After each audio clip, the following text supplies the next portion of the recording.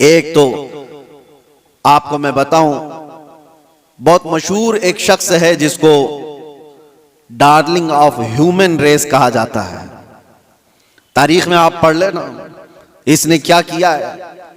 तकरीबन 60,000 के करीब यहूदियों को कब्जे में लेकर एक बहुत बड़े इलाके में उनको बांध दिया और जंगल के खतरनाक दरिंदे ला करके उनके ऊपर छोड़ दिए गए थे।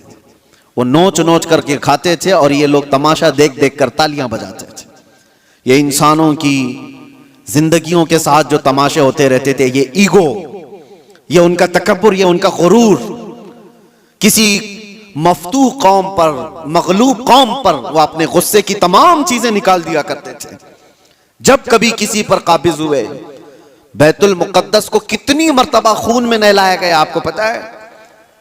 टाइटस के जमाने में पूरे फिलिस्तीन में ऐसी जंग हुई थी कि घोड़ों के टाप पूरे खून से भर जाया करते थे। जब भी घोड़ा किसी भी गली में जाए, खून के बगैर नहीं आता था। यह सब तारीख महफूज है, हमारी लिखी हुई नहीं। ये गैर मुस्लिमों की लिखी हुई तारीखें मौजूद हैं, जिन्होंने पूरी दुनिया में क्या तमाशे बनाए। और एक तरफ इस्लाम के खिलाफ प्रोपेगेंडा फैलाने वाले, उनको मैं दावत देता हूं, आओ मुताला करो, आओ मुताला करो। किसी भी जंग को छेड़ा नहीं गया था। हुजूर पाक सल्लल्लाहु ताला अलैहि वसल्लम के जमाने पाक में जितने गज़वात हुए थे, वो जितनी भी जंगें हुई, वो इस फार्मूले पर हुई हैं, छेड़ो मत, लेकिन छेड़े कोई तो छोड़ो मत। यही फार्मूले पर जंगें हुई हैं। बद्र में मेरे आका सल्लल्लाहु अलैहि वसल्लम तशरीफ ले गए।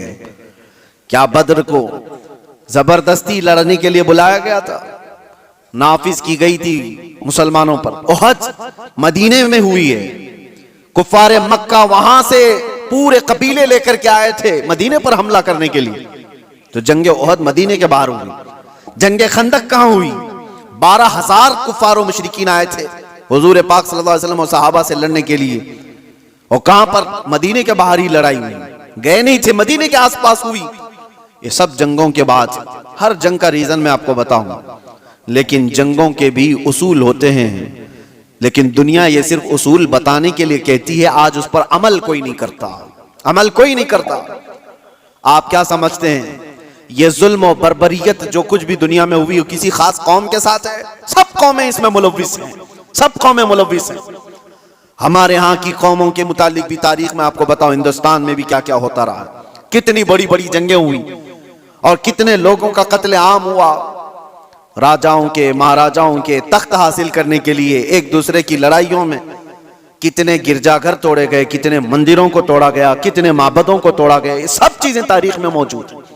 लेकिन दुनिया इन सब से आंख बंद करके एक तरफ टारगेट की हुई है, सिर्फ इस्लाम, जबकि सबकी तारीखें भरी हुई। आपको अगर तारीख पढ़ना है तो आप उठा करके देखें किस राजे ने अपने तख्त बिछाने के लिए कितने लोगों को उस तख्त के नीचे दबाया है। आपको पता है ये जो पिरामिड्स बने थे उसके मुतालिक भी यही कहा जाता है। अहरामात मिस्र फराइना ने, वहां पर वो एक एक पत्थर पता नहीं कितने हजार किलो का है, इस तरह से वो जो बनाए गए, उसमें हजारों ने, लाखों लोगों की लाशें खत्म हो गई हैं, कितने लाखों लोग मर गए उसमें। बादशाहों का निजाम यही रहा है, अपने हुसूल के लिए, अपने जाह के लिए, अपनी तलब के लिए इंसानों का कत्लेआम किया है, इंसानों का कत्लेआम किया। और जो वर्ल्ड वार फर्स्ट और वर्ल्ड वार सेकंड जो हुई, इसकी भी तारीख उठा करके आप पढ़ो, किस लिए जंगें हुई आपस में। ये तो ज्यादा दूर नहीं है ना, 1920 1940 के बीच में, ये ज्यादा दूर नहीं है, अभी 100 साल पहले की बात आपको बता रहा हूं। फर्स्ट वर्ल्ड वार और सेकंड वर्ल्ड वार में जो लोगों की मौतें हुई हैं, फर्स्ट में तकरीबन 3 करोड़ लोग मारे गए। करोड़, 1 2 100 200 1000 2000 की बात नहीं कर रहा हूं, 3 करोड़। और सेकंड वर्ल्ड वार में उससे भी ज्यादा लोग मारे गए, जख्मी हुए। ये सिर्फ और सिर्फ बादशाहों ने अपने तख्त के लिए, अपनी जमीनों के लिए लड़ाइयां लड़ी। और टोटल मेरे आका सल्लल्लाहु अलैहि वसल्लम ने अपनी जिंदगी पाक में 17 गज़वात में शिरकत फरमाई। कितने? 17 गज़वात में।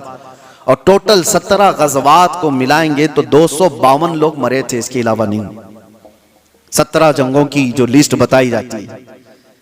मेरे अजीजों, लेकिन फिर भी दुनिया को एतराज है इस्लामी जंगों से। आपको मैं बताऊं, जंगों के उसूल होते हैं, उसलूब होते हैं, तरीक़ेकार होते हैं, लेकिन किसी ने अमल नहीं करना है उस पर। गुआंतानामो बे जेल के मुतालिक सुना होगा, अबू गुरैब जेल के मुतालिक आपने सुना होगा, अमेरिकी लोगों ने जो इराक जंग के बाद वहां के कैदियों के साथ सुलूक किया है, यह हमने नहीं है, ह्यूमन राइट्स की तंजीमों ने लिखा है, इसको तारीख में मौजूद है। कैदियों को लिटा करके उनके ऊपर कुत्ते छोड़ दिए जाते थे, कैदियों को बांध करके उनके मुंह पर पेशाब किया जाता था और उनको गलाजत खाने पर मजबूर किया जाता। इंसानियत से गिरे हुए हरकतें। एक जालिम जब नशा के गुरूर में आता है तो ऐसी हरकतें करता है, लेकिन जिसके तीरे में ईमान हो वो क्या करता है? अल्लाहु अकबर। मेरे अजीजों, मुहम्मदुर रसूलुल्लाह सल्लल्लाहु तआला अलैहि वसल्लम के पाए अक़दस पर मैं तुम्हें लेकर चलता हूं। ये वो वक्त है जब अल्लाह के हबीब सल्लल्लाहु तआला अलैहि वसल्लम का पैगाम दुनिया में बहुत दूर तक जा चुका था।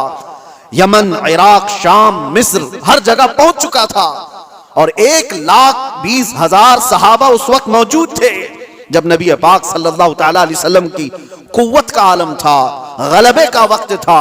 मक्का भी फतह हो चुका था, मदीने के आसपास का इलाका इस्लाम के परचम से लहरा रहा था। ये वो दौर की बात नहीं कर रहा हूं मैं जब कुफारे मक्का से बच करके रहना पड़ता था, छुप करके तबलीग करनी पड़ती थी, उस दौर की बात नहीं कर रहा हूं, गलबे के वक्त की बात कर रहा हूं। ये हुजूर पाक की जाहिरी जिंदगी का आखिरी साल है जब मेरे आका सल्लल्लाहु अलैहि वसल्लम हज करके वापस तशरीफ लाए थे और बीमार थे। उस वक्त जब नबी करम सल्लल्लाहु तआला अलैहि वसल्लम के नाम का चर्चा कैसर और किसरा के जिस्मों में कपकपी तारी कर देता था, हजारों फौजें थरथराती थी, गलबे का वक्त था। उस वक्त नबी पाक सल्लल्लाहु अलैहि वसल्लम मस्जिद नबवी शरीफ में बैठे हैं और अपने सहाबा से कहते हैं, कोई है इसमें जिस पर मेरा कोई हक बाकी है तो मुझसे ले सकता है?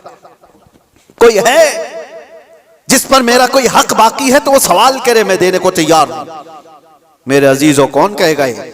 गलबे के वक्त, ताकत के वक्त, जब पावर में आ जाए कोई पूछ करके दिखाए कि इसी पर कुछ बाकी है, तो ये रसूलुल्लाह की शान है। और ऐसा नहीं मेरे अजीजों के ये जुमले हैं जो आज के जलील सियासी लोगों के होते हैं। हुजूर ने जब ये फरमाया तो एक सहाबी खड़े हो गए, कहा मेरा आपके ऊपर एक हक बाकी है, आपके ऊपर मेरा एक हक बाकी है या रसूल अल्लाह। सबकी गर्दनें ऊंची हो गई, देखते रह गए उनको, कौन है ये? हुजूर पाक सल्लल्लाहु अलैहि वसल्लम ने उनसे कहा, आगे आओ, तुम्हारा जो हक है वो बताओ। हजरत उमर तो तलवार निकाल ली थी कि रसूलुल्लाह सल्लल्लाहु अलैहि वसल्लम की बारगाह में ऐसी बुलंद जुबान किसकी है? लेकिन उस सहाबी ने कहा, एक मर्तबा जंग में जा रहे थे, सफों की तरतीब दे रहे थे, मैं थोड़ा सा आगे आ गया था, आपने छड़ी से मुझे मारा था, मैं वो बदला लेना चाहता हूं। अल्लाहु अकबर। हक इतना भी होता है मेरे अजीजों। हालांकि कायदे अमनो इस्लाम और बानिए इस्लाम है मेरे आका सल्लल्लाहु अलैहि वसल्लम। मेरे अजीजों, अगर कोई उस्ताद अपने शागिर्दों को तरतीब देने के लिए कोई बात कर रहा हो, लेकिन उसको भी सहाबी ने कहा यह हक है मेरा आपके ऊपर, हुजूर ने फरमाया ठीक है आ जाओ। ये नहीं फरमाया कि भरे मजमे में क्या तू मुझसे बदला ले लेगा, हुजूर ने फरमाया आ जाओ, और अपने आप को पेश कर दिया कि तुम भी मुझसे बदला ले सकते हो। लेकिन उस सहाबी ने कहा, सब की आंखें फटी थी, देख रहे थे कि क्या मंजर है, लेकिन उस सहाबी ने कहा, या रसूल अल्लाह, जिस वक्त आपने मुझे मारा था मैं सिर्फ तहबंद पहना था, जिस्म पर मेरे कुछ भी नहीं था, कुर्ता नहीं था, सिर्फ मैं तहबंद पहना हुआ था, ऊपर से जिस्म मेरा खुला था, और मैं ये चाहता हूं कि बदला उस हालत में ही लूं कि आप भी अपना जुब्बा उतार दीजिए, आप भी अपने तहबंद में रहिए। नबी पाक सल्लल्लाहु अलैहि वसल्लम ने छू चिरा कुछ भी नहीं फरमाया, अपना जुब्बा उतार दिया। लाओ दुनिया की कौमों को एक आइडियल, कोई ऐसा जो अपने आप को अपनी कौम के सामने पेश करे।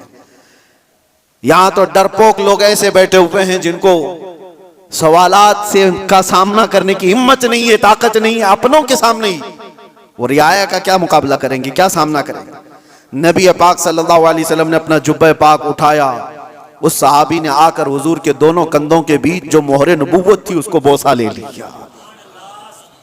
हुजूर के दो शानों के बीच में मोहरे नबूवत थी जिसकी चमक सूरज से ज्यादा थी।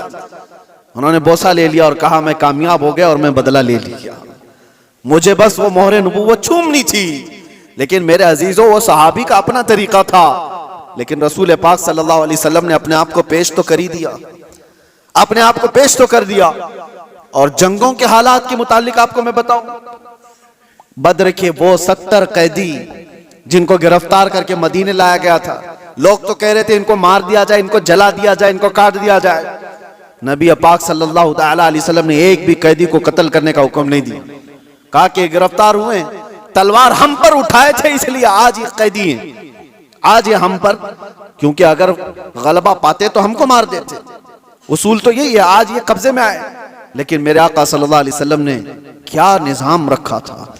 उन कैदियों को पूछा गया, तुम में से अगर कोई हुनर जानता है, कोई फन जानता है, कोई कलाकारी आती है, तो आओ मेरे 10 सहाबा को वो हुनर सिखाओ, तुम आजाद हो जाओ। ये दुनिया में पहला ऐसा मंजर है कि जंग में कैदी जो गिरफ्तार होकर के आए, उनको ये ऑप्शन रखा गया, माल नहीं है तुम्हारे पास फिदिया देने के लिए, कुछ नहीं है, लेकिन कोई हुनर जानते हो तो 10 सहाबा को वो हुनर सिखाओ, तुम आजाद हो जाओ। है कोई दुनिया में इस तरह आजाद करने वाला? मुझे बताओ। जिंदगियां सड़ गई मेरे अजीजों। मैं जानता हूं कुछ ऐसे लोगों को जो 40-40 साल तक कैद में रहे, लेकिन किसी को उन पर रहम नहीं, जिंदगियां खत्म हो गई। ना अफ़्व दरगुजर का कोई निजाम है, कोई सिस्टम नहीं है इंसानों को माफ करने का। ये तो रसूल मुख्तार सल्लल्लाहु ताला अलैहि वसल्लम है। यहां तक कि मेरे अजीजों, इस्लाम लाने के बाद मेरे आका सल्लल्लाहु अलैहि वसल्लम ने फरमाया कि उसको उसके पिछले कामों की आर ना दिलाई जाए, और यह भी फरमाया अगर किसी ने किसी गुनाह से तौबा कर लिया तो उसको पिछले गुनाहों की आर ना दिलाई जाए। अल्लाह के हबीब सल्लल्लाहु ताला अलैहि वसल्लम के यहाँ अफ़्व दरगुजर का, माफ करने का इतना ज्यादा सिस्टम मिलता है। तो जंगों के जो हालात में आज आपको बता रहा हूं, दुनिया किसी भी हद तक गिर सकती है और गिर रही है, मगर निजाम इस्लाम यह है कि अगर जंग भी हुई है या कहीं पर लड़ाइयां हुई हैं तो सिर्फ अमन कायम करने के लिए, फसाद को जमीन से खत्म करने के लिए। जिस तरह से डॉक्टर इंजेक्शन मारता है तो ये नहीं है कि तुम्हें सुई चुभा करके दर्द देना चाहता है। इस बज़्म में मकसूद है इस्लाह मफासिद। नश्तर जो लगाता है वो दुश्मन नहीं होता।